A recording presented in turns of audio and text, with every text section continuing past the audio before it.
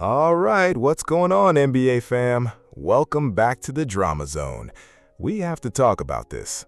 Draymond Green just called out Skip Bayless, and every NBA fan who's been piling on Russell Westbrook since the day he hung it up, along with the ones who were already on his neck back when he was still balling out there every night. And I'd bet almost every one of you already caught that retirement announcement video, because trust me, it's been everywhere. Now that you decided to step away from everything on your own terms, what are you the most proud of? One final question.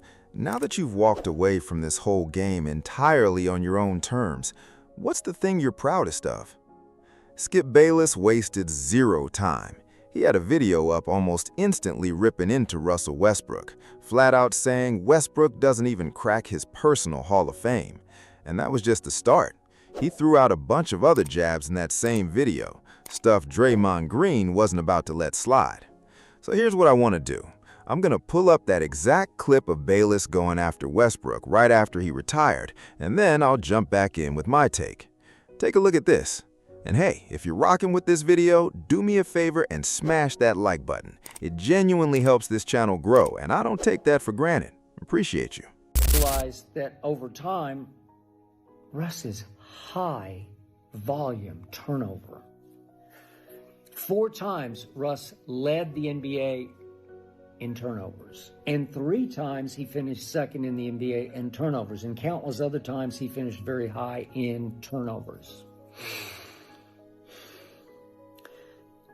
Horrendous three-point shooter, high turnovers. Not my style. Not who I want running point for my team. Not who I want in my Hall of Fame.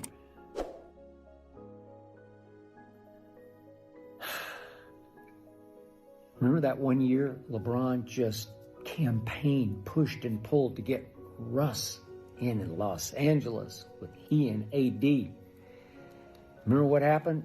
Russ shot 30% from 3, and it got so bad at what was then Staples Center that every time Russ went up from 3, it was always awkward looking to me. The entire arena of Laker fans would grow. Oh no, because they knew what was coming. Clank. I don't know when I started calling him Westbrook. It was somewhere in that period. Maybe it was the end of Oklahoma City. I don't know. Westbrook.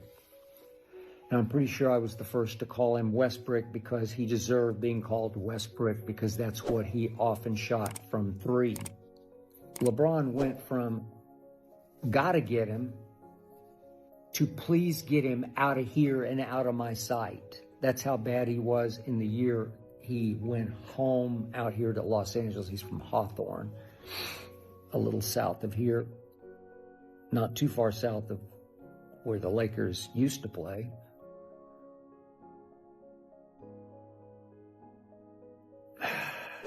I don't know. I'm sorry. I just don't see it. I understand if you see it, but the bad outweighs the good for me. And in the end, I found him to be an egomaniacal stat machine.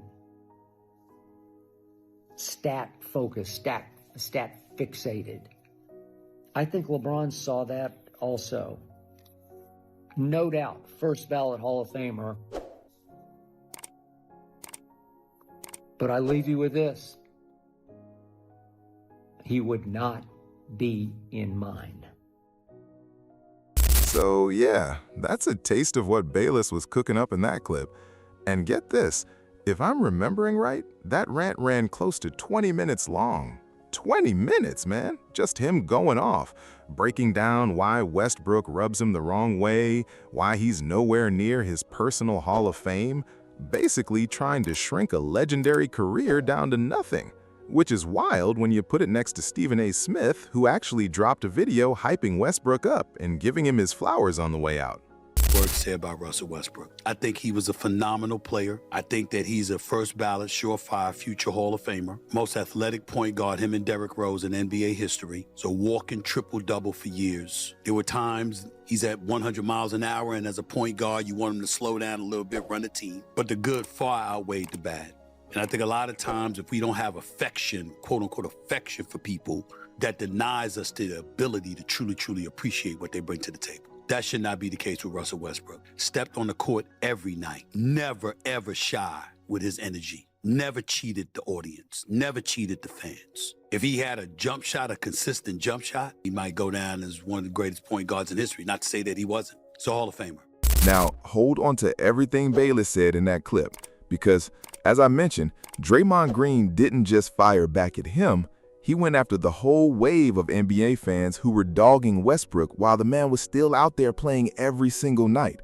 So don't go anywhere. Let's pull up that clip right now. It's obviously Oscar Robertson, but Oscar Robertson didn't play in a day and age where basketball was scrutinized. Today, basketball is heavily scrutinized. Players are heavily scrutinized. And so when I say the first, Russell is the first to do it in this era. And obviously the first as far as the ranking. And so he took a beating. Oh man, he's stat padding. He's chasing rebounds. He's, chasing after assists, this, that, and the other. And I'm not here to debate your opinion on whether he was stat padding or not, because I really don't give a damn. What I am here to say is, so many people try to stat pad and can't. I don't care who you are. Trying to stat pad the most triple doubles in the history of the NBA, you gotta be damn good to stat pad and do that. So whether Russell was stat padding or not, the way y'all try to speak on, whether he was stat padding or not, he did it. He did it. So hard to do. So let's throw the stat padding out the window and just appreciate greatness for what it is. So oftentimes we play in this game today's day and age, and I looked at once Russ announced his retirement, I started looking through the comments and so much gratitude and oh man. And I would say this, basketball fans, y'all suck. Basketball fans suck. And by the way, I am a basketball fan, so you can throw me in that category too, but basketball fans suck. Because for the last 8 to 10 years, all this guy has heard is how bad he sucks, how he don't shoot it well, how he stat pad, and how he mess up teams. And when you're in this game, and that's all you see, that's all you hear, you power through it, you fight through it, because that's who we are, that's what we do. But man, that shit is irritating. And it bothers you. Make no mistake about it. Westbrook and all the things y'all said about him. And the moment he stepped aside, oh man, y'all did Russ wrong. Can't tell me he couldn't be on the team. How he played the game. Gonna miss him and not in the NBA. All these great, beautiful things. Why we can't feel that when you gone? So that right, Draymond Green is going to bat for Russell Westbrook against a whole lot of his doubters. And now I want to hear from you. Drop it in the comments below. How are you guys feeling about Westbrook calling it a career? Were you expecting him to squeeze out 1 or 2 more seasons somewhere? What team did you have him landing with? And were you hoping he'd run it back with the Kings? So seriously, get down in that comments section. I want to know what you think. Smash that like button if you haven't already, and don't leave without hitting subscribe too.